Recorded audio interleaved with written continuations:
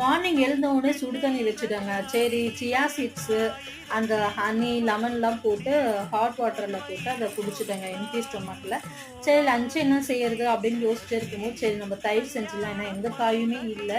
Night தான் போய்ட்டு ஞாபகம் வந்து உருளைக்கிழங்கு வாங்கிட்டு வந்து வச்சுட்டு, சரின்னு சொல்லிட்டு தயிர் செஞ்சுட்டு உருளைக்கிழங்கு ஃப்ரை பண்ணிடலாம் அப்படின்னு சொல்லி தாங்க செஞ்சிருந்தேன். தயிர் நான் எப்பவுமே வந்து வெளியில தான் வாங்கி சாப்பிடுவோம். ஆனால் இந்த வாட்டி நான் வீட்லேயே நைட்டே பால் நல்லா காசி அதில் வந்து ஒரு 2 ஸ்பூன் தயிர் போட்டு வச்சுட்டேன். அது நல்லா தயிராக வந்தது, நல்லா கட்டியாகவும் இருந்ததுங்க. சரி இனிமேல் இந்த மாதிரி தான் நம்ம வீட்டிலே செஞ்சு சாப்பிடணும் அப்படின்னு சொல்லிட்டு அந்த மாதிரி தாங்க நான் செஞ்சேன். ஆனால் தயிர் எடுத்து சாப்பாடில் போட்டுட்டு ஹஸ்பண்டுக்கு லஞ்ச் எல்லாம் பேக் பண்ணிட்டேங்க. எல்லாம் பேக் பண்ணிவிட்டு சரி நம்ம என்ன பிரேக்ஃபாஸ்ட் செய்யறது அப்படின்னு யோசிச்சுட்டு இருக்கும்போது தான் சரி ஓட்ஸே காசிடுவோம் எப்பயும் போல அப்படின்னு சொல்லிட்டு ஓட்ஸ் தாங்க எடுத்து காசினேன். டயட்லாம் இல்லைங்க, எப்போ பாரு நம்ம வந்து டிஃபன்லாம் செஞ்சு சாப்பிட்றோம். அந்த டைமில் வந்து இப்போ சட்னி எதுவுமே இல்லாதனால இந்த மாதிரி நாங்கள் செஞ்சு ஓட்ஸ் மாதிரி காசு குடிச்சிட்டோங்க. பாய்.